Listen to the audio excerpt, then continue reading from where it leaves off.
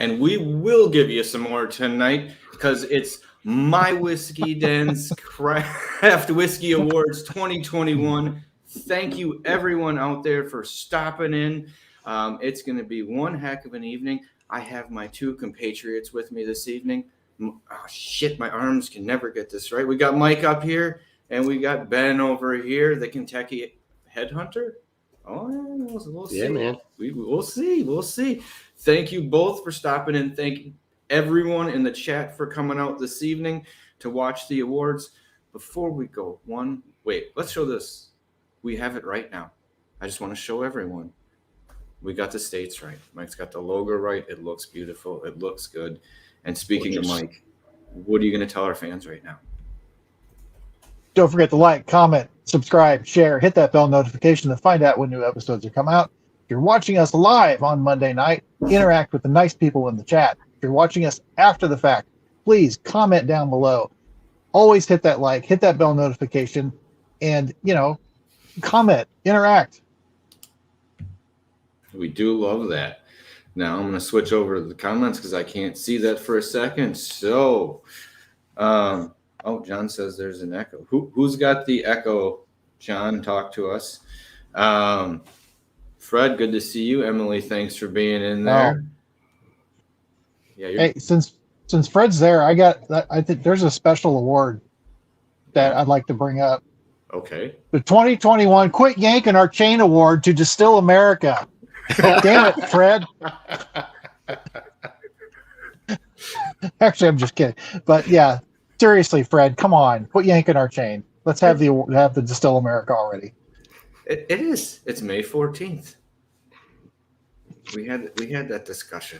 It's only a couple months late. He's all antsy and he's all upset. But John and Mitch, it's good to see you out there. John Spencer, good to see you. Kevin, thanks for stopping in. It was on John's side, so we're all good. Oh, damn it. So, speaking of the Craft Whiskey Awards, where do we want to start first? We expanded the amount of awards because it was getting kind of clustered, but at the same time, we're going to kind of cut down on the explanations just so we get through them and we get people in and out, and we're not staying here all evening. So, I think we said we were going to start with, were we starting with bourbon? I think is where How about break down what the categories are real quick? Break down the categories. Yeah. Okay. And then we can dive in. Categories are American craft bourbon, craft rye, finished whiskey, American single malt, corn whiskey, specialty whiskey, and then big ones, craft whiskey of the year, craft distiller of the year, and the craft distillery of the year. And I think, like we were saying, I gotta find it now. I lost it. The craft bourbon of the year. So we're gonna roll some dice to see who wants to go first on this. I'm gonna tell you, you're going first, Mike. Fine. So this was kind of it was difficult, but not difficult. And I went through with my bourbons. I told Ben earlier I did go through and I did blind, and 3 of the 5 that I had down there finalized, I could tell immediately what they were. So I started looking at them as far as, one, how were they making me feel? Because it wasn't, they were very something unique about every one of them. But in the end, it was how was it making me feel from the experience of having it to then the after experience from it. I'd shared them with other people, and I was thinking about, okay, what came about when I'd shared those with others. So what it came down to was my number one bourbon of the year of last year is Lee Sinclair Iconoclast. So for 100 reasons, it was good. It stayed with me. clearly well loved, well shared. All of my bottles, but it has the experience. It was the experience of having fresh waffles at my grandma's house when I was a kid. It was all of the breakfast. It was all of everything. It was pretty damn good. Honorable mention for me on their bourbon of the year was Hartfield Weeded, and the other one was the Glens Creek OCD5. All those are the top ones, but very, very unique. All of them, loved them all, but kept going back to Iconoclast. Right. Fair. You want to go next, or you want me to shoot? That's fantastic. Yeah, fantastic selection, Mike. I have no arguments against that at all. Yeah, I can see that. Completely. Yeah, I completely understand. Wow. Yeah. So. All right. Well, I'm gonna roll next. Go for it, Patrick. With my bourbons Do of it. the year. Now, I just want to say there's some that I may have tasted that they may have not at this point. That's just the way the whiskey tasting goes. I haven't sent them the samples. They maybe just arrived. So I may have tried things, a month ago or so that qualify. Hey, it is what it is. I gotta stick with it. Like last year, there was Iron Root went to last year's, not this year's, because that's when I tasted them. So they're kind of unfortunately shut out of luck because I didn't try any of their stuff this year. Oh, but yes, you did. What? Okay, well that not in early. That was early in the year. We went through the Saints Alley and we did, but some of those special I releases. included in last year's awards, like the Green Oaxacan corn took like second place, and that was part of that package when I got it. So that's the way I did it. So okay, whatever, doesn't matter. I'm just saying it goes from ones that I've tasted this year. Starting, I had a top four real quick. The J. Henry and Sons 2021 Anniversary Edition, Glen Creek's OCD number 5. Those two were kind of battling it out in the 3-4 position. Now, the next two, I just flat out put it as a tie because one night I was tasting and I got a little too drunk from doing the tasting, and I had to set it down. Because I felt like the two of these were playing off each other. And when you do a tasting, obviously like different ones can pop up in the order you do them, but these two filtered themselves out, and I wanted to make sure that was still happening. Went back the next night, same thing happened. Really enjoyed them both. The finish were really great. So it was a tie for number 1. Crooked Waters Spirits Lost Lake, and the one Mike had mentioned, Spirits of French Lick Iconoclast. On their own, they each had their really nice kind of sections, but they played off each other in a blind tasting. It was kind of ridiculous. There are a couple bottles coming, so I can show this to other people. We might be able to do it because it was really, really fun, but also a big pain in the ass. So I just called it. So there's my bourbon of the year. Awesome. Last year's package. Yes, John. Last year's package.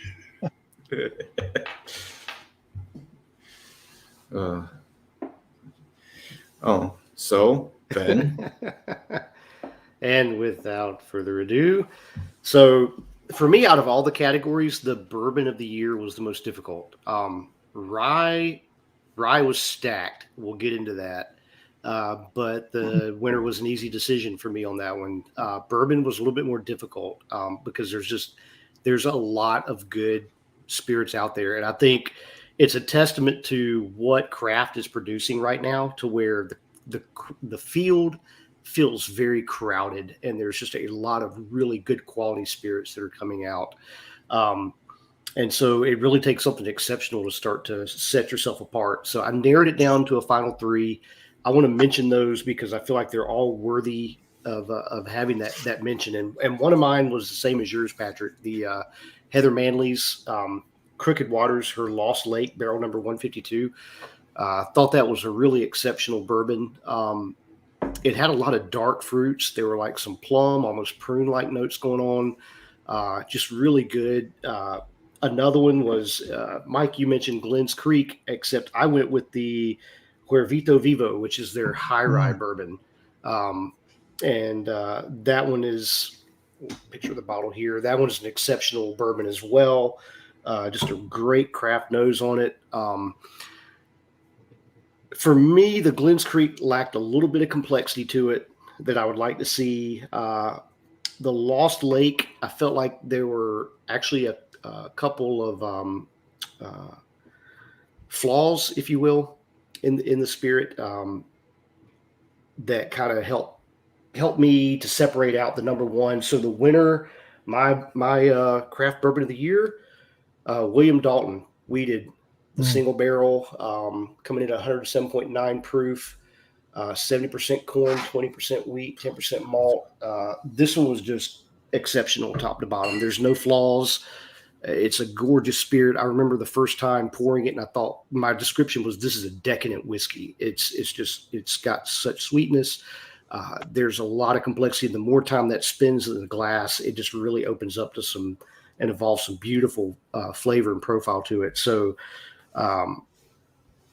that Iconoclast is great, but for me, which is interesting because I'm not a big weeder guy. Like, weeded bourbons are usually not my top thing necessarily, but this one's just freaking exceptional. And after profiling everything else, yeah, that's the one that really stood out more and more to me. And again, it's got that, what Alan does with that, the aromatics that come out from that on the nose. And the way that stands up, it's coming in at 107, but man, it just it leapt out of the glass compared to the other two. They all had great noses to them, but this one really stood out for me. And then on the palate, just absolutely outstanding. So, yeah, nice. There you go. Nice. William Dalton. Go get you some. I think you still can. Yeah. So, excellent. So, craft bourbon of the year is out of the way. Just take a deep breath. Yeah, shake it off. That's what the first one of the words get out, and get the relaxation. Having some of my craft bourbon of the year right now. Oh, are you? That sounds excellent. But where should we? Let's ask the fans. Where should we head next? What's the next category we should look at? Specialty corn whiskey, single malt, little rye, finished whiskey. That one was a bitch. I'm just gonna say it. That was vicious. That was vicious. Well, if no one's picking, I'm gonna. Let's go corn whiskey. Let's go corn whiskey next. I think that. Damn right, buddy. Damn right. Woo! This is a neat one, just because we've been exploring a lot of the more unique grains, and when you're getting into 100% corn whiskey, when you're really using that, it really makes a huge difference in what's coming out. Tons and tons of it. So, I think I want to go last on this one. I'll go first again. We'll go around the tree. Sure. All right. So corn whiskey this was a fun one this year for me, just because there's been some really good corn whiskeys, but it's not so saturated like some of the other categories. Right. There were when I was going back through everything, there were three that I have, three that stood out, and three that I put up against each other, and they were all very unique. They all had something going for them. One of them was pretty new to me this year, as far as hearing about them, and it was a very strong, great bourbon. But the one that I kept going back to was my winner, and this is a single barrel pick of Deer Hammer Hickory smoked corn whiskey. Now, this is barbecued brisket in your glass. This is not like brimstone. It doesn't come back and haunt you the next day and the day after that and tries to take over your pores. This is barbecued at smoked meats at its finest, and it is a wonderful, wonderful corn whiskey. And Deer Hammer did one hell of a job on it. My honorable mention on that is to the Bluegrass Blue Corn whiskey. That was really good, super solid, but man, the experience with this Deer Hammer it's great. I love it. I've gone through it. This is now all I've got left, and I'm going to be sad when it's all gone. I see that. Freezing. Sorry, it's cold out in the back porch right now. I didn't realize how cold it was out there. Got some shrinkage? A little bit. I might have to go turn up the heat, and it might need to get a little bit warmer here in a minute. So Ben, what were your corn whiskeys of the year? Well, I only have one corn whiskey of the year instead of multiple corn whiskeys. but this one has been this one's been a standout for me from the get-go, from the first time I poured it. That Deer Hammer is freaking fantastic, and there's been a few others that have just been really good. This is a category I would love to see grow more, especially as distillers explore with more of these heirloom corn varietals. Would love to see some individual, corn of those type be released and, see what people are doing with it. But for me, the standout was this incredible bottle of Iron Root Hubris Hazmat Edition. That thing is just unbelievable. 140.6 proof, and it doesn't drink anywhere close to that. The flavors are just unbelievable and outstanding. There's a lot of almost wine-like notes coming through in that, and it just, to me, showcases what the Iron Root family can do with good corn. And there you go. It is, and that was one that I put in last year's. Otherwise, it would be showing up because I did have a bit left, and I tasted it, and I was like, "Oh, son of a bitch!" Yeah, see, that was that was last year, because last year I didn't get mine, and right. So, but I had, I had that one I had in my mind. I was like, oh yeah, the Hubris Hazmat. It's like, nope, that was last year. But that's a excellent, sneaky, sexy whiskey. It is, and the honorable mention for me, I'm right along with Mike. It would have been Bluegrass's Blue Corn, but the winner was that Hickory smoked. It was more elegant. I'm not going to say it reminded me of something that Josh would do at Ranger Creek, but it wasn't as ass kicking of a smoke flavor. And where I was over some of the things you'll see me pick, that was that kind of meaty, smoky home. That was where I was when I was doing part of the tasting. There was two different flavor profiles. I kind of was like, oh, this is what I'm picking. This is where it is tonight for sure. Is just because it's cold, and I was gonna that Deer Hammer was really, really good. Speaking of which, I have that one out here. I do. I'm gonna start drinking. I don't know what was wrong with me. Yeah, I'm having some of that now as well. So, oops. The best part about the awards are the research. Yes.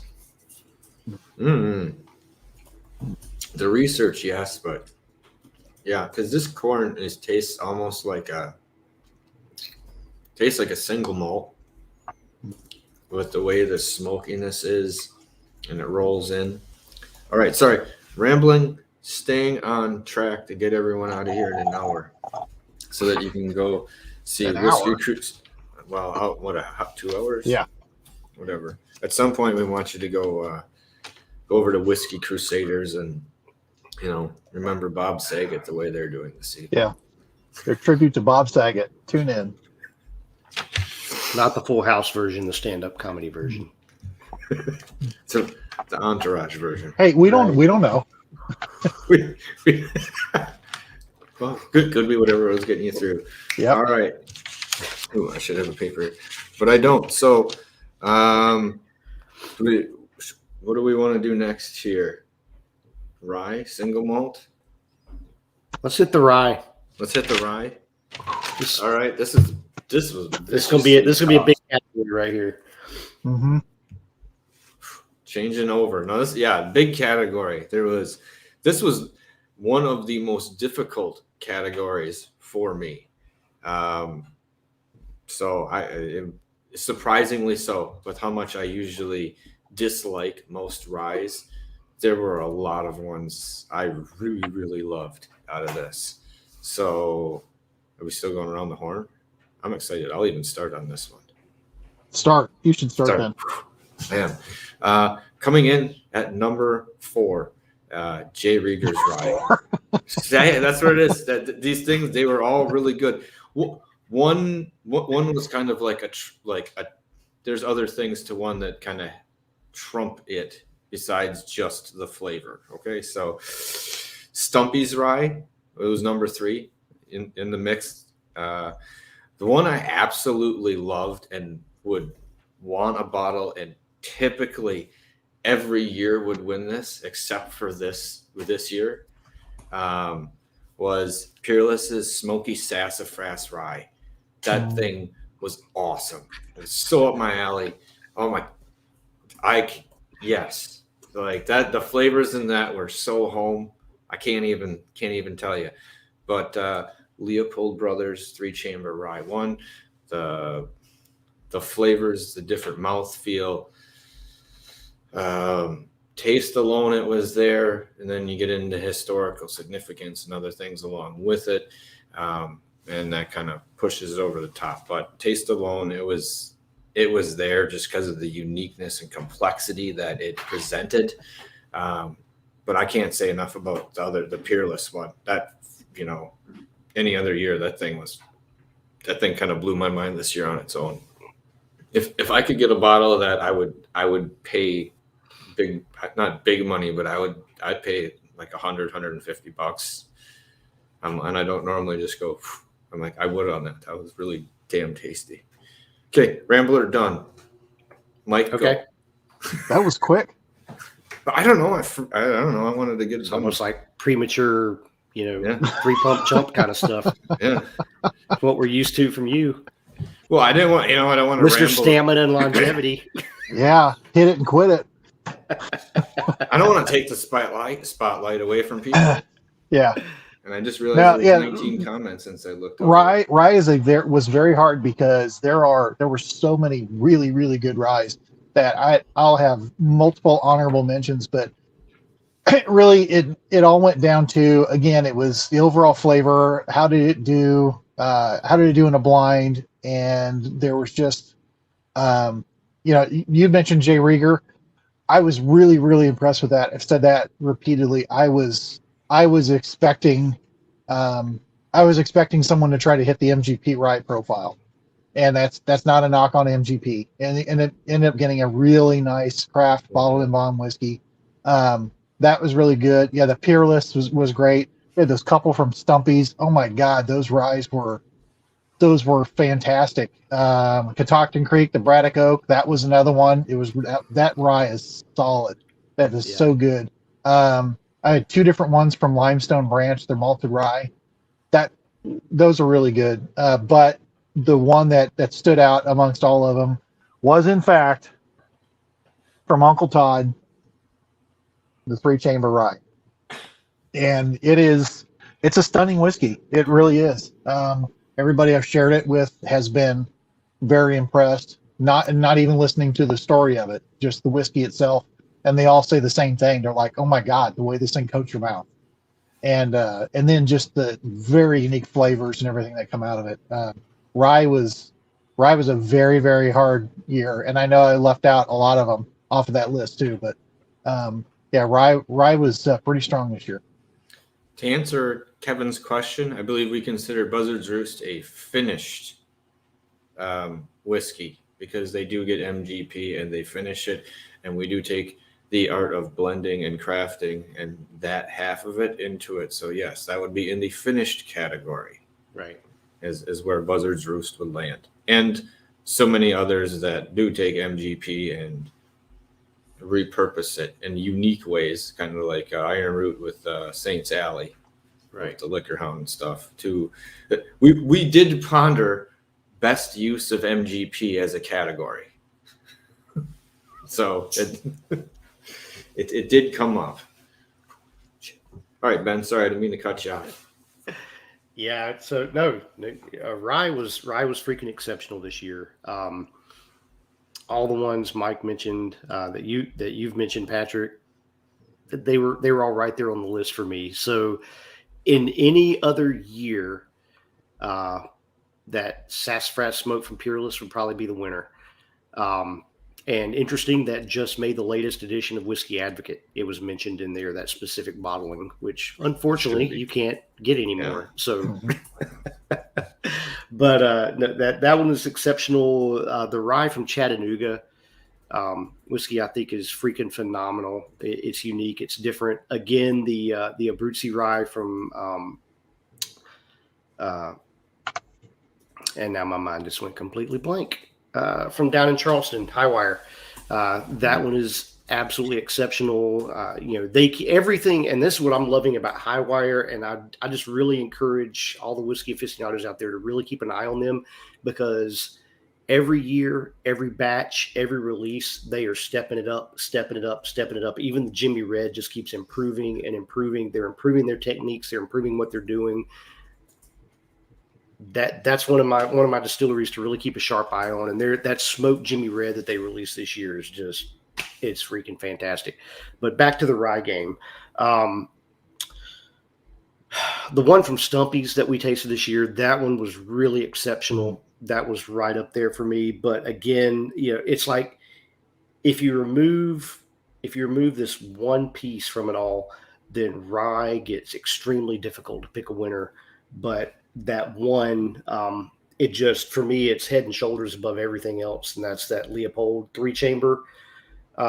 Just take away the historical aspect, and that it's coming from a unique still that we haven't seen since Prohibition. Just on its own merits, it's freaking exceptional. The aromatics coming off of this, the nose is just unbelievable.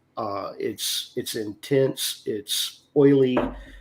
It's just got so much going on, and it's one of those whiskeys that every time you lift the glass, there's something different coming out and evolving. It's just an unbelievable spirit on its own, period.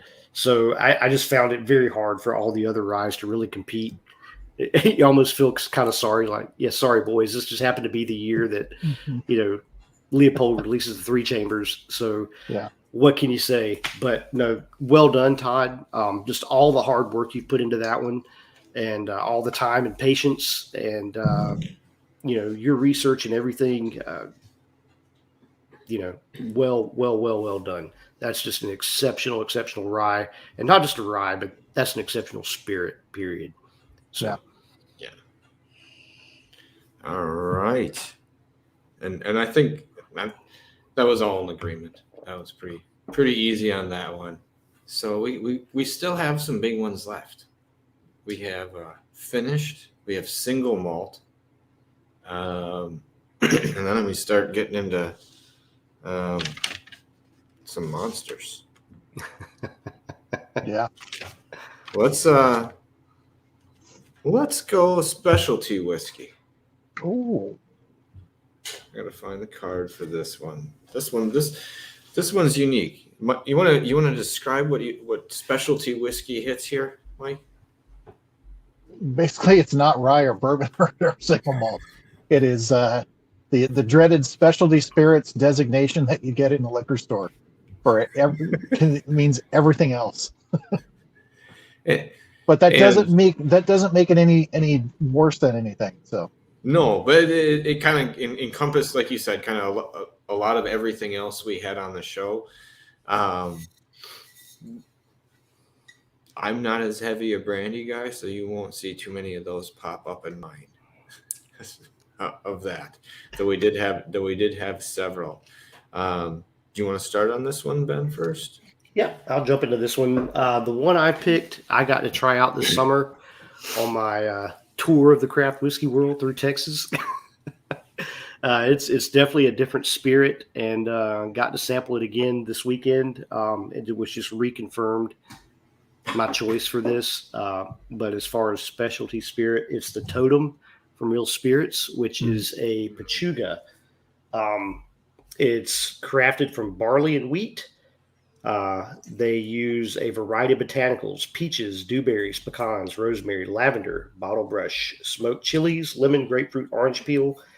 And then Davin, the distiller, goes out and hunts a wild hog, hangs the leg in the still, and lets that cook as a spirit's distilling, and you get this just unique, wonderful spirit we know as Pachuga, and it's there's just not anything like it, and it's really fantastic and well done. Would love to see some other distillers kind of get a little bit more, I don't know, experimental with things like that, but yeah. So that's my offering. The close runner up would have been the smoked corn from Highwire, the smoked Jimmy Red, because that's incredible story. They're hanging the sacks of corn in the smokehouse where they're smoking the hams, and then turn around and distill that. They've released a new make, and they've got some in the barrel aging, but that one is fantastic as well. But this Pachuga is just something you should experience at some point.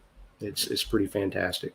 And we do have a bottle of that one. This time we're going to use it in a specialty tasting, but Yep. We'll have it out there. See, that will be included in Mike and I's this coming year. Yeah.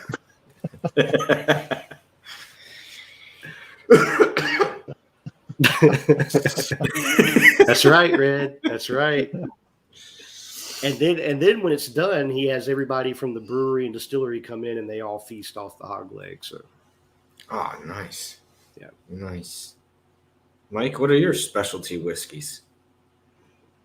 You Well, just got the one, just the one big one. Well, I don't know they call it a big one necessarily, but I got one that got me kind of excited, and I had a lot of fun with it, in a good way, and had fun sharing it. But mine is the old time Nectarine Rakia. Ooh. That was a lot of fun. It was a lot of fun using that in the mojito that we made. It's been a lot of fun to sip on. I've enjoyed it quite a bit, and definitely unique especially for something for an unaged spirit to have flavors like that. He's got, obviously there's a lot of other things that he's got with his other Bosnian style I'm sorry, I think he's Serbian style Slivovitz that he does as well. So pretty interesting stuff that Will's doing there at Old Time. But yeah, the Nectarine Rakia, it was fun. That was the one that jumped out. See, that Old Time made in the top 3. It popped in there for me. It was at number 3. It was the apple pie though. That's an honorable mention for me yeah, man, that disappears fast. You can't say enough about that. That was the one thing out of this whole thing, is like, you're still going to be able to get that, and that alone, might garner it up the list in another thing. But at least at number 3, that apple pie is fantastic. It's lovely to drink. It's not overpowering, and it is something you can have a glass or two and not knock yourself into next week. So that's number 3, Old Time Spirits. Will, good for you. Number 2 for me was Hartfield Distillery's Franken whiskey. And blind, that's it. That rose up out of the dust. It almost took number 1. It was so close. But number 1 for me in specialty whiskey of the year was Obtainium's 14-year-old light whiskey, number 14, bottle 175, coming in at 73.5% ABV. The flavor you got out of this, and just, it wasn't an overpowering, mouth-numbing feeling. It was almost a light, enjoyable one, and you thought you were probably around 50%, and you were actually in. It helps people respect light whiskey. So apparently there's a murder going on. You let the gimp out of the cage, didn't you? He's getting away. God. He's on the run. They just got him. But this one to me is a really special whiskey because it's something that you can just sit down and enjoy and have fun with. And if you're other people, you take your head off too. It's 73%. It's no joke. So no, that was my number 2. That would have been my number 2 in that category. That light whiskey, I thought was fantastic. Yeah, and like I said, the apple pie, I'm like, I just haven't had it again. But I mean, it was fantastic. So those 3 were really, really, really big. Kind of sleeper out of nowhere was that low gap whiskey that was aged 24 months or 24 minutes in a barrel. Yeah. That's all it was, or something. And Basically, it slipped in there. I was like, that's kind of interesting. It had a little neat feel to it. But no, it got knocked out a little early. Yeah, the oats in that one give it a great mouthfeel, and it's I think it's a gorgeous spirit just on its own. Brian Cushing and I used it in doing some Victorian era cocktails. I think it was some Victorian era Manhattans that we made back this past year, and it really performed well in a spirit like that. So that's if you can find the low cap, I think that's a really neat spirit to check out. It's an enjoyable sipper. So not overpowering cool. is basically a white dog, basically. Right. I mean, it's actually pretty nice, and it's enjoyable for what it is. So yeah, fantastic. All right, I'm not even gonna go back and see what it's done there. I'm getting back off the comments, and we're gonna swing into the Kraft Single Malt of the Year. This one is in my mind is a big honor. There's a lot of single malts out there that are starting to take shape and take hold in American culture. It's starting to turn. We've been talking about it for like at least the last 2 years about how this is the up and coming category, and people are starting to see it. And one of you two was mentioning before the show, there's rumors that Scotch itself could be going double, triple in price in the U.S. Yep. I did read yesterday potential. I guess there's talking about potentially we could see Scotch increase 300% in price within the next year. So I think the door is wide open for distillers to come in with their single malts and maybe take some shares of the market there. They're starting to make some really good stuff and unique profiles. So that is if the distributors don't act like distributors, right? And see this as an opportunity to raise the prices of American single malt because you can't get Scotch. So, not that would happen. Let's hope not. Yes, but it could be looming out there. So it does, it brings these to the forefront. For what we're saying. I mean, especially for the quality that you're starting to get out there. Now, some of the things in the past I didn't have this year that were on my list. It was a little bit thinned down for the overall amount of what I've had. I didn't really go back to any past winners per se. Looking for a little bit new. So I don't know. Who wants to go first? Otherwise, I'll jump right into it. I'll take this one. There's like I said, there's a lot of good single malts that are being produced out there. We got our friend there in Charlotte that's producing from Great Wagon Road, that's producing the Rua. That's still an exceptional spirit. For me, Courage and Conviction out of Virginia Distilling is freaking fantastic. That's a great one to get a hold of. That one's up there. Balcones continues to produce just some outstanding single malts. I mean, they've got so many different things coming out, but their lineage for the money is just one of the best whiskeys on the market for that price. I've seen it in the 30s. I think here in Kentucky it's 29. In the 50s, which is to me a little bit high for that bottle, but at the same time, it's still worth it at that price, really. I mean, I could see that going for 60. And then they have their standard Texas single malt. But so Balcones doing some great things, but I'm going back to another, what I consider one of the little Texas gems, that for single malt is just outstanding and exceptional. You guys got to finally try that one this year. The Real Spirits, they're Texas Hill Country, pot distilled, small batches, which it really is small batches. It's a very tiny, kind of a Portuguese style alembic pot still they're using. They're literally in the back shed on the back of a large brewery down there in Blanco, Texas. And if you get the chance to roll through the hill country, you better stop in and try out. Number one, that's where the totem's coming from that I just talked about. But their single malt is absolutely freaking outstanding. Just a lot of nuance, just gorgeous flavors. I sat there, was getting ready, warming up for the show with a little glass of that, and it's outstanding. So Sweet. Yep. Mike? Yeah. Want me to go? I'll go. Yeah. So yeah, single malt was pretty strong category. We had a lot of really good stuff this year. Some of them, a couple of standouts. That Real Spirits, that was really good. I didn't have a bottle to go back to 7 times to go. I was going by memory. It's like, yeah, that was really good. It was really good. The big standout was the ASW Tire Fire Cast Strength. Oh, baby. That is everything that you like about, if you like Isla whiskey, just the burning rubber. I mean, it's horrendous if you describe it to somebody, but oh my God, is it so good. That was a big standout, and that cast strength, that was just wonderful.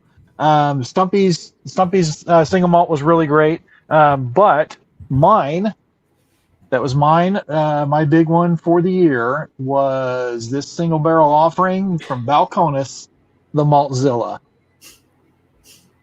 This beautiful dark thing is just it's like black coffee, and I was gonna say, it looks like you got a jar of coffee sitting there. Oh my, yeah. The name is accurate. It is Maltzilla. It's a lovely single malt whiskey, and I enjoy it. I wish they could make that all the time. Didn't the Whiskey Crusaders, weren't they involved in that pick? I don't think they're involved in the pick, but it was local to them. And actually, the lovely Miss Sarah played mule for me to get this, and I thanked her repeatedly. I wish I would have gotten many bottles, but no, it's the Maltzilla Fury of French Oak. Yeah. Kind of looks like this. Yeah, it is. Right. It's a beautiful whiskey. It is. You want to know why? Because that one took number 1 for me too. Yeah, it did. I like I said, that smoky, earthy. Hold on here. I'm going to get into it myself. I can't wait.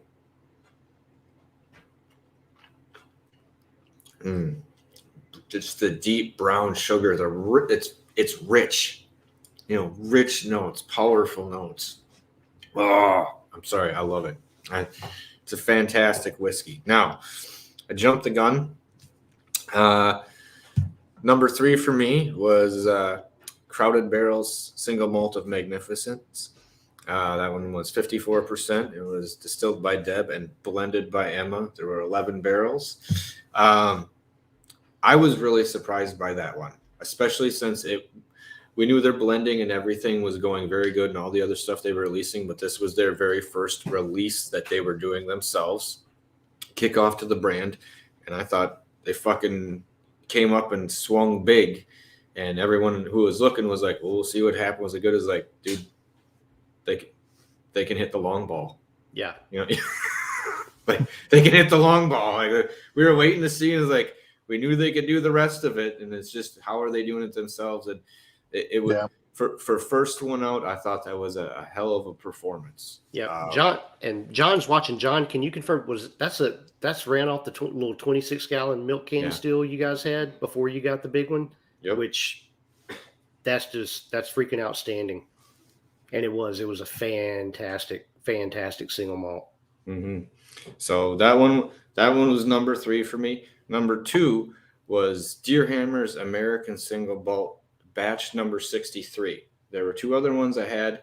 Not as big a fan. Batch 63 was really, really an exceptional batch for them. I thought that one, just being the straight single malt, the complexity they were getting off the subtle notes was really, really, really, really good.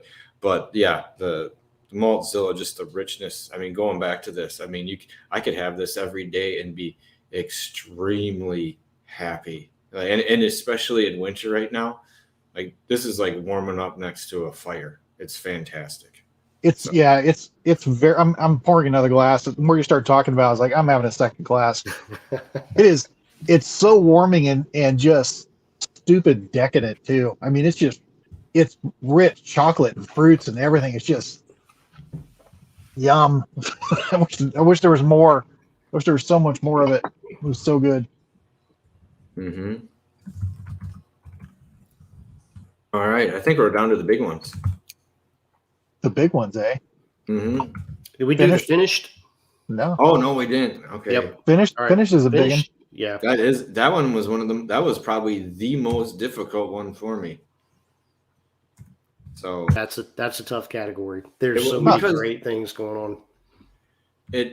It expands in like the complexity, and then you get multiple layerings where people aren't doing just one finish. Some people might be doing two finishes.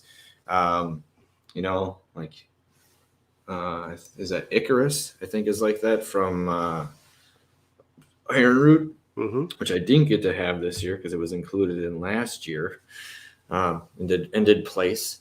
But I didn't get to have it this year.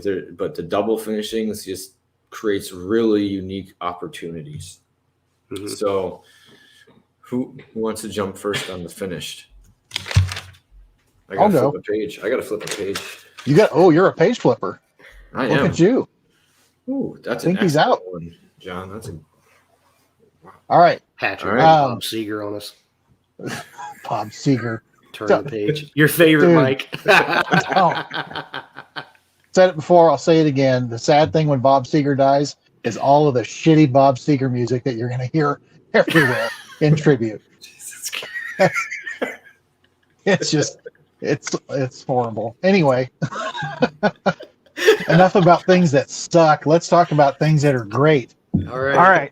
So, finished whiskey. So the finished whiskey was actually, I thought it was, it actually was pretty easy because I'm going by for finished whiskey, also reading how this whiskey was done, and it is classified as being finished in a type of a barrel.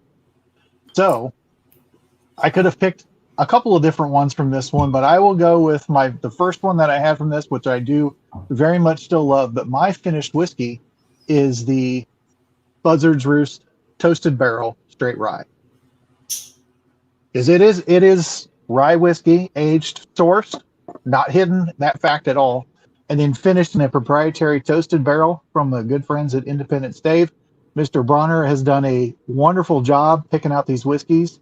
All the ones from Buzzards Roost I've got to try. I've liked. If you want to know how you can source whiskey and be unique, that's how you do it, because he's done a hell of a job with it. Honorable mention, some of the just for fun. Also just happens to be sourced whiskey that's finished. I've had a lot of fun with several of the good times that I've gotten to have. And I mean, just some really weird shit. Let's be honest.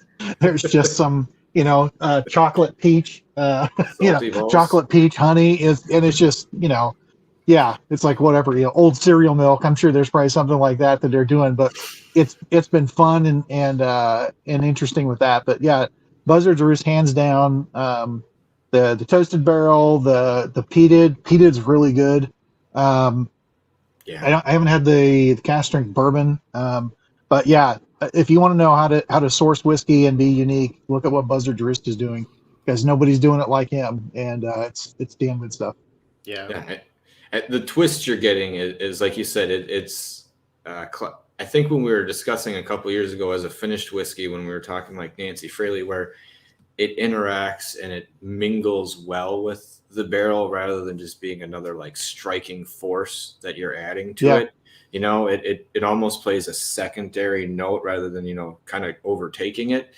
And that I think he finds a wonderful way of doing that with the toasted barrel and also with that peated barrel.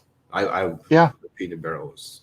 And this is a guy who's like, as he said, he wanted to have rye whiskey as being a not a rye guy. He wanted to have a rye for bourbon drinkers, and not being a peated guy. Well, what he did with peated, but it's unique what he's doing with these finishing barrels, that they are taking this spirit that is the same spirit that a lot of people are taking and just putting their names on. And he's taking a very young rye whiskey, sourcing from MGP, doing their finishing, and it's really freaking good. It's really good whiskey. Pretty reasonable too. I mean, it's very reasonable, and also getting. Yeah. Bonus, you're in Louisville. Go to Bourbon's Bistro, and pick up a bottle. You could pick up a bottle there, or better yet, sit down and do a flight of it, because you can do a flight of all of them there and have some excellent food at Bourbon's Bistro. And Jason's a cool dude. Oh yeah, Mike's a hell of a guy, and Jason's a good dude. But yeah, this Buzzards Roost, if you can find it.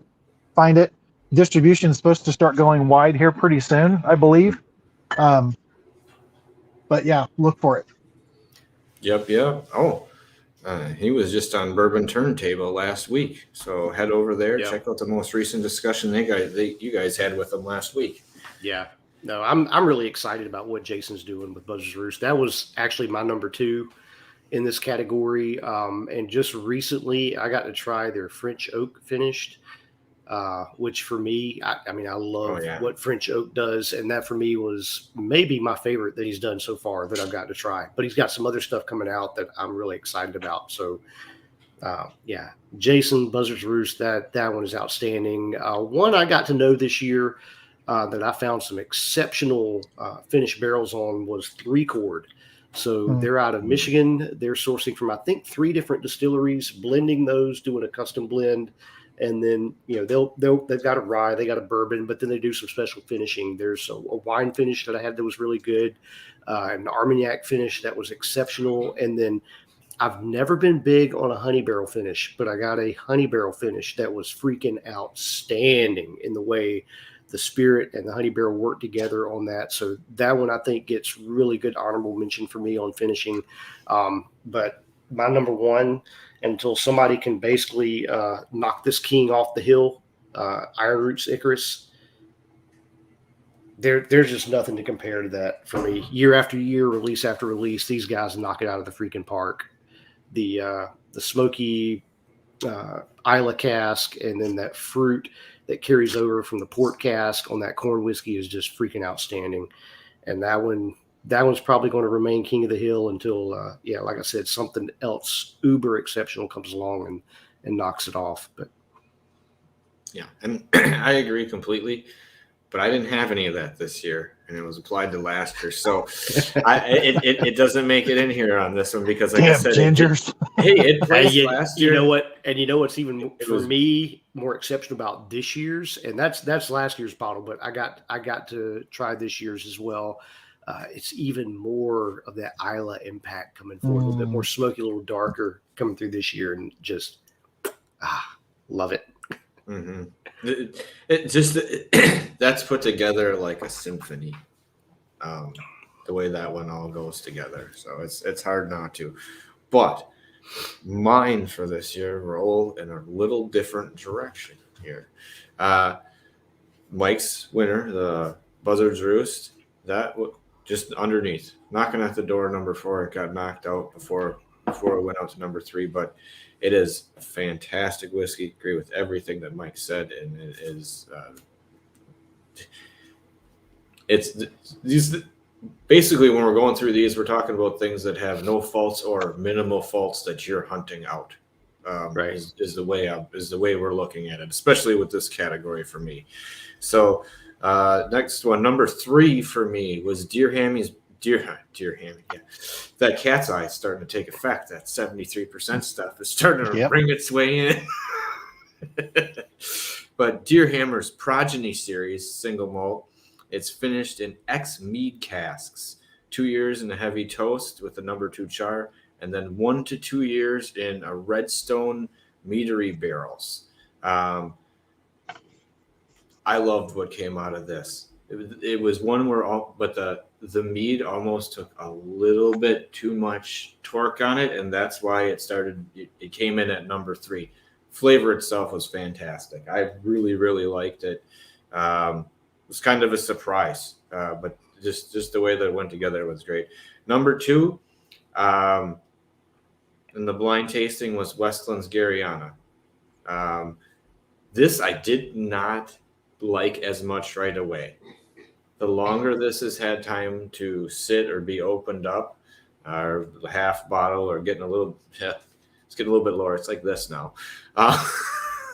Yeah, the more it's kind of coming to life. I was gonna say I'm really enjoying that one, but it is more like a Scotch for me. So personal preference, I went with this one this year. It was J. Henry's La Flame. It was the one where they took their bourbon and finished it in Armagnac barrels. Comes in at 57.47%. This one played a little bit more towards what I was discussing, as you get a lot of, on this one, you still get a lot of barrel notes, a lot of wood notes on the finish, but you do get the Armagnac coming through. So it is this really neat pop of flavors that I really enjoyed, and I really like the finish on this. You got a wood finish and stuff, but then you got all the Armagnac flavors coming around over like different parts of the tongue. Really, really neat. It was one that snuck its way out of the blind from what was going on. But I'll be honest, it was hard not to know which. I mean, bullshit. I knew what was what within inside of like 3 seconds of tasting all 5 of them. Like, I don't, like I know what these are. But I went with this one just because of the little bit more kind of bourbon flavor, and the Scotch one wasn't quite me. But I mean, boy, that Garianna, as time's taken over, the complexity has like picked up almost twofold as to what's going on with the peach pear notes. Really, really neat. Kevin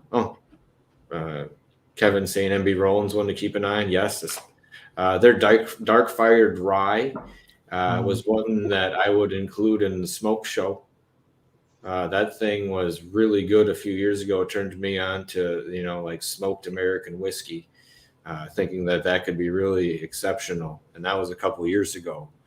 It's not, but it was that was more aggressive compared to the, like the Deer Hammer we talked about earlier tonight. That one was a little more up on you, kind of balcony style, but still really great. So, yeah, those are my finished ones. So Jay Henry takes that one. And you guys will be getting that. We'll be doing a group review of that coming up here in a little bit. So excellent. Yeah. So we're down to it. We're down to the monster categories, right? The craft whiskey of the year, the craft distiller of the year, and the craft distillery of the year. Yep. Which you'd think are the same, but they're not for me. They're not. It doesn't all go down that path. Wow. So it doesn't. Paper, rock, scissors. Who wants to go? Should we do? No, we want to do craft distiller of the. What do we want to do last? I guess this is the most suspense. Yeah, no shit, Kevin. Where are Dave and Dean? Hope they're okay. That would be good. So, what do we want? What's last? What do you think is like the most suspenseful? Is that the whiskey of the year, or is that the? I say we just get craft whiskey of the year out of the way. All right. Sure, go for it. Roll the dice. Okay, who wants to go first? Because I have a feeling this is all the same. So who wants to give their speech? I'll jump on it. It feels like just a formality for me. If you've followed us any this year, whether it be social media or on the show, we've talked about this whiskey so much. And for me, when you compare it to everything else out there this year, it's just so freaking exceptional. But the Leopold 3-chamber rye, whiskey of the year, craft whiskey of the year, on so many different fronts, from, again, the historical aspect to the merits of the spirit itself. It's just freaking outstanding. And there's just not anything that really compares to that's out there right now. So, yeah. And it's up and down the board with what they're doing there. Right. It's the grain. It's all the way up and down. What's happening to it is fantastic. The oiliness that you're getting off that, just the unique creation that puts out. It, like I said, how many other times did I stop after the show, and I'll be honest, it was a 4-hour show and I was half buzzed up, to leave my house at midnight to go over to my friend's house to be like, hey, try this. Are you up? I was going to bed. Stay the fuck up. I'm coming over. Right. So that in itself kind of, leads into how the respect I had for the whiskey itself. How excited I got that night, and it did carry over. So, Mike, thoughts? If you didn't agree? Yeah, well, I think you're full of shit. No, yeah, no. That honestly, that was my whiskey of the year. Was the Leopold 3-chamber. From the time when we first got to try it, when Todd sent that earlier in the year, and it was like, all right, I'm gonna send this to you, but don't open it until I'm on the show.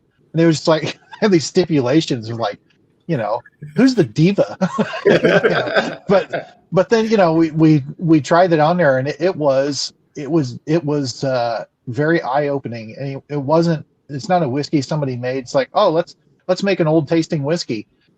The guy put in the work. He Right. put in the work, literally trying to find what was so unique about this, and did it in a very methodical way, and did it really in a way to honor how stuff was done in the past. And to be, that's kind of crazy, to take that on. I mean, to build. Now he's got this still. He's got to be the foremost expert on 3-chamber at this point. And probably the largest that there's going to be for a while. Yeah, it's a big still, a 3-chamber compared to what other people are attempting. And just again, the flavors that we've all talked about, the flavors that he was able to get out of it, things that are unique that you don't see anywhere else, and it's just a fantastic whiskey. My close runner-up to it was the Iconoclast. It still, I said it was my bourbon of the year. If Alan, I know Alan's humble. Alan makes really good whiskey, but when Alan's seconds are blended together and they make a whiskey better than what a lot of other people can make when they're trying really hard, that tells you how good the whiskey is. Three Chambers the winner, Iconoclast runner up. For me, the runner up for craft whiskey would be the Peerless one. That thing, Okay. I don't know what to tell you. It waylaid me sideways. It really did. Like I would hoard that son of a bitch if I could. I would. That one kind of came out of left field. But playing off that craft distiller of the year, mine went to Todd, obviously, because of the dedication he pays to the craft at every level he goes through it. The ability to resurrect the 3-chamber still, to research it, go through it, build it, fucking talk your brother into paying for it. That's a big one. Don't let's not lie to each other. That was a big one. Like, we can do it, and making it work. It's just phenomenal. I mean, it's one of those things that it's Todd's year and it's 3-chambers year. I don't think if you're anyone in the whiskey community that you can leave these hidden off your radar, or the man off your radar if you had before. I mean, not many other people are going to create great whiskey year after year like he does do. He does create other fantastic spirits. It's not just that, but not everyone else is going to leave an indelible mark. And I love being around for when history is made. So big deal for me on that one. So Todd, craft distiller of the year. You guys can go on that.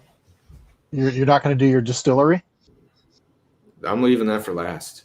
Oh, Okay. Listen to you. Distillery is last. Fine. I just made the decision. There you go. All right. We'll see how you roll. So my distiller of the year, I was really glad to split Distillery and Distiller up because I had a tie, and I didn't want to be like some people who have a tie, but because that's a cop out. But anyway, we Wait till you do them back to back. We'll see. I mean, okay. It's like the Olympics. Whatever. You can decide on it. Wish I'd never So anyway, given you power. Yeah, you're going to totally take it away. All right, so my distiller of the year, based on the spirits that have gotten to try, and I don't think there's a single thing that he couldn't possibly distill. But if your resume was only that you recreated a 3-chamber rye, that would be a pretty damn good resume. The other spirits that I've had that Todd has made on top of that, guy knows what he's doing. And if Nancy Fraley says he is what you say, he's Eric Clapton, and Eric Clapton is God. Yeah. And that was pretty high praise for her. But then also for other people, like Alan and other distillers who are like, yeah, Todd's the guy. But yeah, I think he's bringing some good accolades to the little distillery in Colorado that I'm sure that they will live up to it. Definitely looking forward to trying and see what's interesting about the Dickel collaboration and what that entails. Tim's on a roll tonight. But yeah, Bob Seger sucks, and Todd Leopold is distiller of the year. Bob Seger sucks. All right. So I was on the card. Wait, do you have to go, Ben? Yeah, I do. Yeah, you have to go. Thanks for leaving me out. It's like all the times you used to ask us, Patrick, hey, what are you guys drinking tonight? Hey, Mike, what are you drinking? And then you get to me, and then it's off to the races. Let's talk about something else. I'm just here going, yeah, I've just got something in my glass here, but all right. Well, what are you drinking? Goddamn, you're a headhunter now. What do you want me to do? Yeah, no, actually, tonight I have been sipping on the Green and Walking Corn single barrel from Iron Root, one of last year's finalists for me in all of this stuff. So I still have a little bit left in that bottle, and that is a freaking amazing whiskey. So distiller and distillery of the year, I had a very difficult time separating that out a little bit because to a degree there is a hand-in-hand kind of connotation there, but there were some factors for me that were able to, I could separate that out. But I had 4 finalists for both categories. It was the same 4. And I'm just going to break down who those 4 are, kind of why I went with those. I'll give you my distiller of the year, and then we can talk distillery of the year. But Glens Creek here in Kentucky, for me, when somebody asked what's the place in Kentucky I should go see, the number one response for me is go see Glens Creek, because to me that is the absolute hidden gem that nobody knows about. There's guys I've worked with at the distillery at Kentucky Artisan, never heard of Glens Creek, grew up in Lexington, just not far down the road from them, had no idea. Went to see them the next weekend, came back, had bought bottles raving about what they experienced. Their lineup of spirits, I think, is just outstanding. What they've done with bourbon and rye. They've got some corn whiskey. They've got a really cool story with vodka, and they're messing around with some agave spirit. That's really cool. And that's the other thing that I love about them is their marketing shtick. They are very much a thumb your nose at the industry, a little bit self-deprecating, and I just love their attitude and their take on all of this. They're sitting in the original Old Crow facility, just down the road from Castle and Key and Woodford Reserve. And, everybody goes to see Castle and Key, and with good reason. It's a beautiful campus, an outstanding place, but don't miss on just around the curve down the road there is Glens Creek, and they're making some just freaking exceptional whiskeys. Another in that category, obviously we've talked about Leopold Brothers, Todd Leopold. One of the things I'm looking at when I'm analyzing this is, are you just making bourbon? Are you just making rye? or as a distiller, are you showing, I guess, an exceptional understanding of your craft, and that you're able to cultivate all different types of spirits, and all with an exceptional understanding of what you're doing? And so when I see what Todd's doing, it's, yes, he's known for everybody's talking about the 3-chamber rye right now, but he makes a freaking outstanding bourbon. He's got an American whiskey that he's doing that is really good. He's making Fernet. He's making, for me, maybe one of the best absinthes I've ever had so far, especially on the American market. I don't think there's anybody touching that right now, really. And he's making different cordials, and what he's got just a whole genre of things that he's doing all very well. And then you go down to Texas and Iron Root, and I look at the Licorice Brothers down there and what they're doing.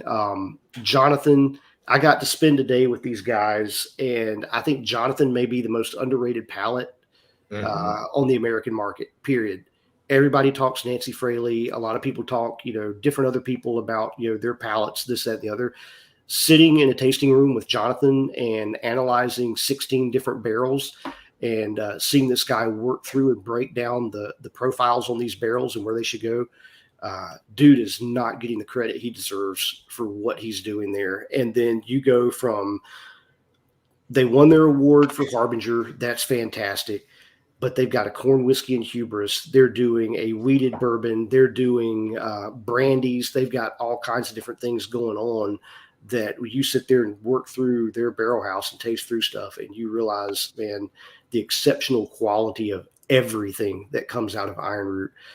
They've got unaged corn whiskey. They've got a vodka. They've got, just a lot of different things going on, and it's just all freaking outstanding on just a superior level of quality. And then you go travel up to the Midwest, and you land in French Lick at Spirits of French Lick. And yes, Alan Bishop is one of my best friends, and I've got to spend some time there. You take that away from it, and you just cannot deny what the guy is doing.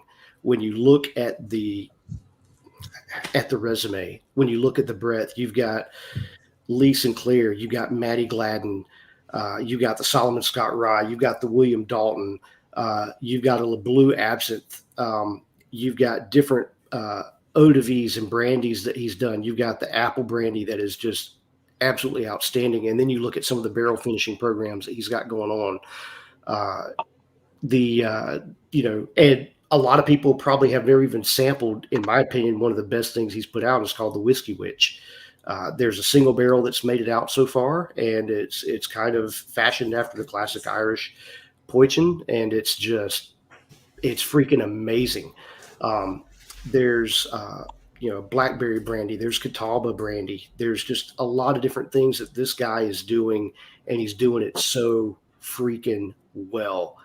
And that's the thing for me that made the William Dalton stand out to become Bourbon of the Year, was just as you analyze the spirit, it's just absolutely exceptional. There's no flaws coming through in this, and it's so well done, the barrel aging. So my distiller of the year is Alan Bishop at French Lick. Congratulations, buddy, because I think it's not just well deserved, it's well earned. All four of those distilleries, all four of the guys there, worthy of honor, worthy of mention, and it was very difficult to decide. But when you look at the full resume of what Alan does, for me, it's hard to compare to what anybody else is doing out there. There's distillers making fantastic bourbons, fantastic ryes, but can they do an absinthe? Can they do a gin? Can they do, an Old Tom gin? Can they do rum? Can they do brandy? Can they do all of it the way Alan does? I'm not seeing it. So, yeah. Congratulations, Alan. Well earned, buddy. Well, cheers on that one. No, I agree with that, but the way I looked at it. Sorry, Mike. Let's do yours. Let's start. I'm shutting the fuck up. I'm sitting back and I'm shutting the fuck. I'm gonna drink some more booze. So my distillery of the year, I was last year, it was easy. It was hands down Spirits of French Lick, because you had during a pandemic year, a very unique year with lots of not good things going on, and you had a distillery and distiller that was releasing everything, and everything was just killer. Every single thing that was released was absolutely killer. And so I was thinking, okay, what did that for me this year? What got me excited? And it was pretty easy because I started looking at my a stupid amount of bottles that I have, but and it's dumb, I admit it, but I was looking, okay, what place got me excited? And I've made 4 trips to Kentucky this year, and I went to the same place every single time that I went over there. I went to the same place, and I came back with something every single time. Not to take anything from anyone else, but the one that really excited me as far as distillery and the offerings was Glens Creek. I turned into a Glens Creek whore, and I'm Yes, you did. I'm proud to say that. And it was there's a lot of other whiskeys that I've had. They're good, but there was, their attitude, and you go, you do, you do the tasting, and then you do the tour, and you're like, wow. It's like, you guys made this from that. It's like, that's something else. But but it's all purposeful. I mean, everything's purposeful how it's done. It's not about fit and finish and everything else and looking pretty. It's like, we're going to make some really fun, interesting stuff. So we had a really good time enjoying their spirits on there. And it's just the quantity, because the distillery, it's only been around for a few years, but it was new to me this year, and it got me excited with a lot of stuff. But it is a unique story too. I mean, it's a unique story. It's in a great place. I hope they can bring the rest of that building back. I hope that they can do some more stuff with it. Right. They're really, really nice guys. They're they were on the show. We've talked to John and David, and they've got the 3 of the biggest distillers in the world, including the tallest distiller. I think is the world's tallest distiller. No, it was really fun. It's been very exciting to explore all their stuff, and they make good whiskey, and the runners up list is it's flat because everybody's doing great stuff. We've only been a couple of instances where you're just like, you guys don't get it, but for the most part, people that we are dealing with are all doing a really great job, and I've enjoyed it. I think for me, what solidified putting them into that category was when up here for the Kentucky Bourbon Festival, and we sat down at Kevin's on his patio, and we went through that whole flight of their lineup of all different varieties of Glens Creek spirits, and just one after the other, and it's just how freaking exceptional and amazing they all are. Just you want to talk about flavor bombs. That's what Glens Creek, to me, that's Glens Creek. From whether you go from their high rye to their OCD to their cob to whatever they're doing, just absolute flavor bombs, and just enjoyable, delightful, wonderful spirit. So Am I safe now? Are you Why ever don't you say your safe word? Margaret Thatcher named sunny day. Wait, what? I like what Ben said about especially Iron Root and Spirits of French Lick and some of these other ones that almost are. I didn't quite get back to the same way I did in other years, and I almost consider them like a lineage benchmark for what people, when they ask what is a craft distillery, those are some names I hand out without a doubt. You're going to go to the place, you're going to get a bottle, and you're going to be happy. I don't even have to be concerned about what bottle. Right. You know what I mean? That is very far and few between where you can say, go there, these people are doing everything right. So consider them kind of almost like a legacy or a lineage entry, but I didn't have enough room, so they can't win this year on something of that scale. So sorry, that's just the way it is, everyone. The one that kind of surprised me as I was going through the tastings for all of this, and a lot of them had two whiskeys pop up here or there, kind of be interesting. But the one that really caught me off guard this year was Deerhammer. I wasn't on for the interview with Lenny, but when I sat down and was going through the blinds, he splashed, in three of the categories. He was in 1-1 and top three for the other ones that he came in. And I really didn't try too much else, but for the flavor that I was getting out of those, I was really, really interested. That's the one I'm interested. I want to go back out there and check it. So for me, a Colorado trip seems very, in the future. Seems right up my alley for where the winners of last year were, because hell, that's two of them right there, and there's also a couple other ones. Colorado's a great trip now. They're starting to edge their way up into, I don't want to call it like Texas worthy for like regional, but as a state, it's starting to garner some respect, or it should be, from people who aren't looking at it, because those two aren't the only two good distilleries that are in the state. Like, I'd say there's probably 5 or 6 that are solid.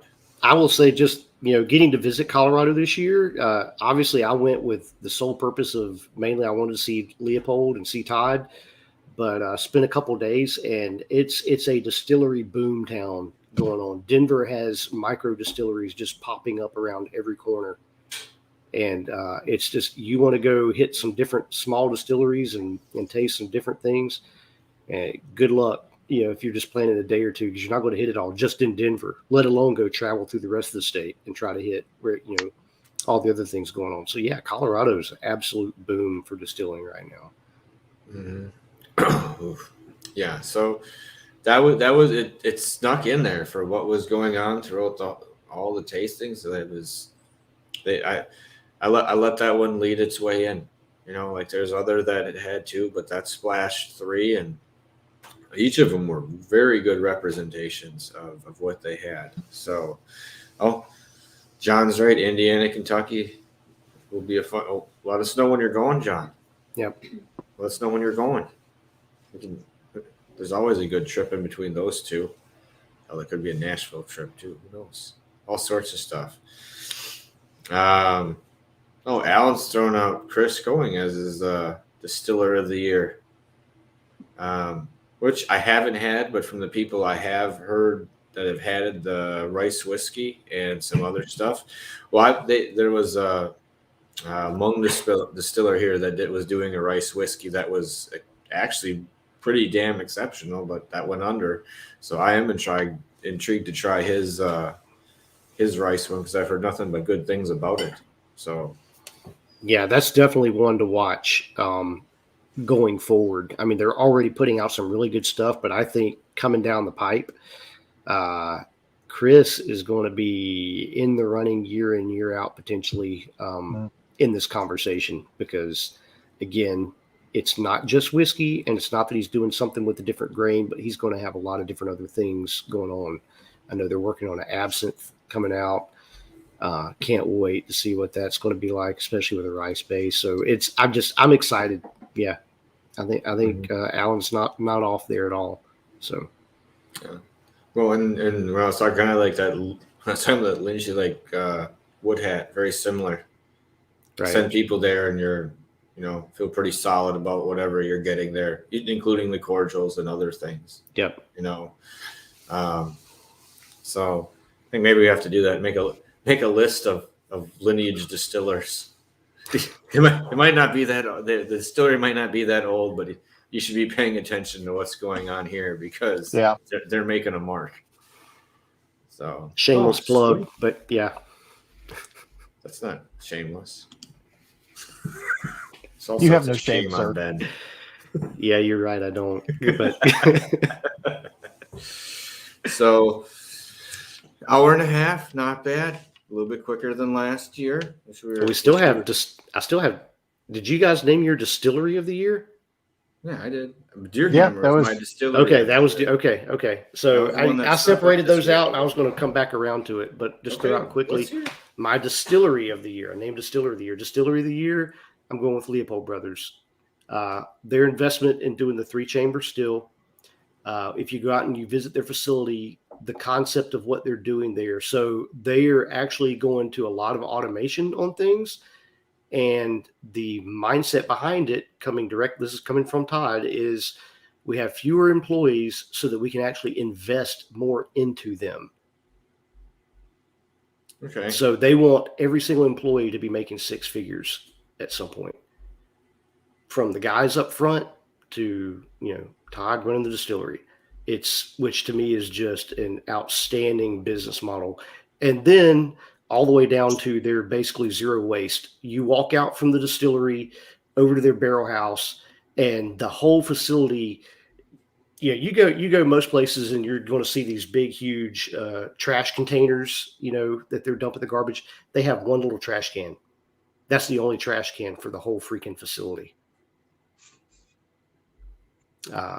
Throw in their malting floor, throw in just everything else that they're doing. And again, just the whole breadth of distilling that's going on, from tackling whiskeys to absinthe to Fernet to cordials and everything else. They're doing an exceptional job. And I think the way they're running that whole facility is just outstanding. So as a distillery, I'm giving that one to Leopold Brothers.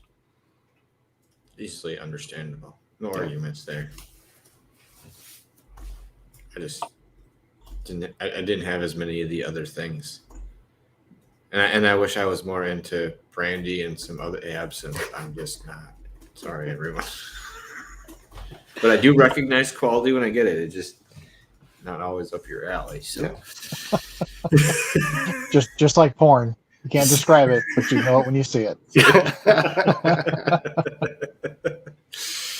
So I think that's the show, folks. That's the rundown. That's all the categories. That's all the big winners from last year. And we're getting ready to roll into next year, because there's a lot more stuff and some really quality stuff coming up already that I know of. So it's going to be an interesting year to see where this goes. But congratulations to all the winners. You did a hell of a job. I mean, even just to get mentioned tonight in any of the categories, mad respect for what you're putting out. Yep. Yeah. And there, for the argument that some people have that they don't like craft whiskey, these are the people that you should look at instead of just, somebody who just starts a distillery and puts out something too young or too soon, or they're just sourcing something and not doing anything else with it. Go after some of these ones that we've talked about. They're all good. We've got a lot of people who would back us up that this is good stuff. Some of it you've heard of it, some of you never have. But go around and try this stuff. Yep. Yeah.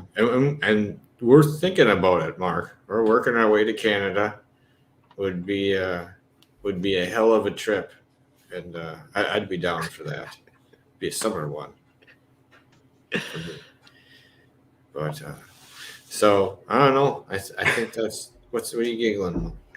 Old Dale's whiskey of the year. Yeah. Old. Do you make it?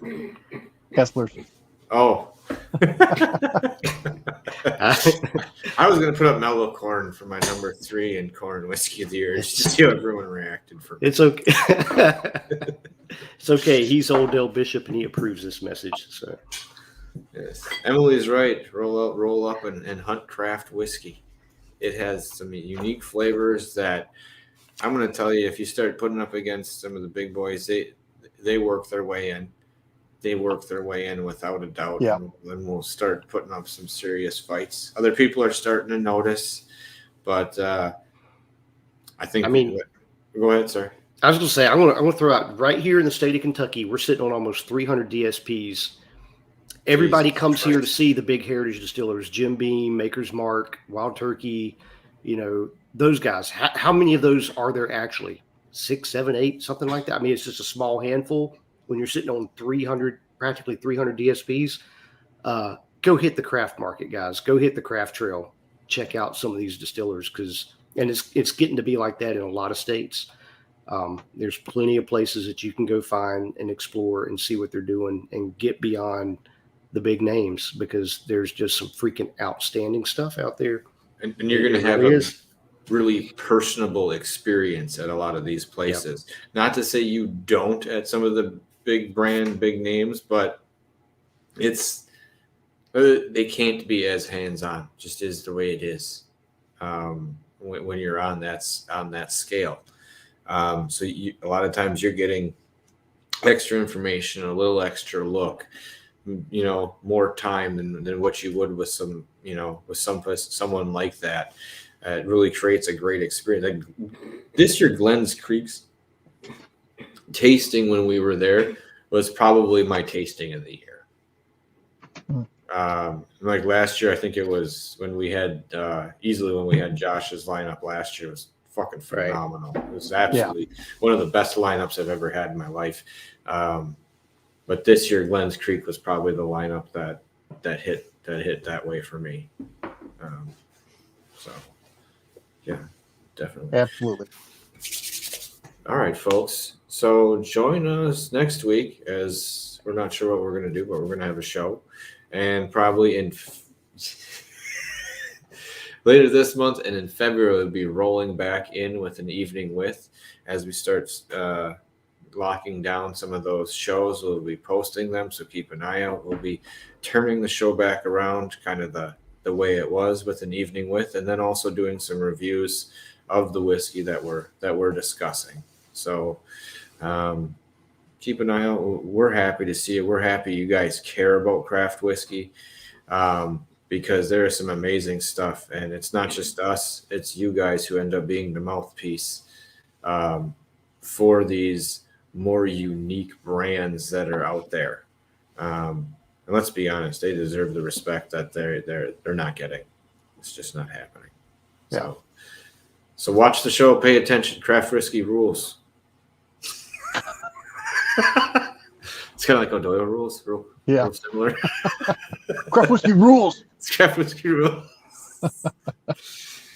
So thank you, everyone out there. Thank you, Mike Ben, for being here for the show this evening. I don't know. Cheers. You got anyone? Unless you have a special statement, everyone. Hold on. I feel like I ran out of booze. Again. Bottle pull. Ooh. Oh. You son of a okay. All right, hold on. Ooh. All Go right. big or go home. I'm going my last little titch of Three Boys. It was a top five. I know. Three Boys was on my list too. I'll tell you what. Top five.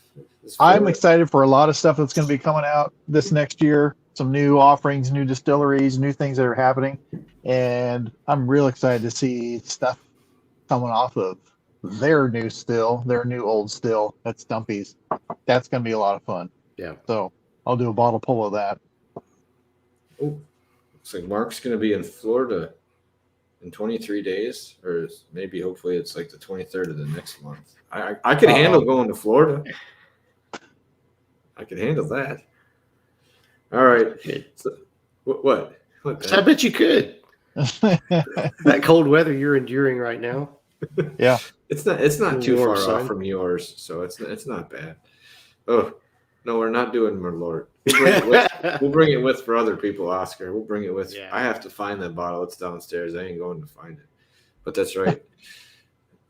So, all right. Cheers, everyone. Remember, it's not was it love of whiskey? Whatever. Just cheers. Yep. Respect craft whiskey. Mm.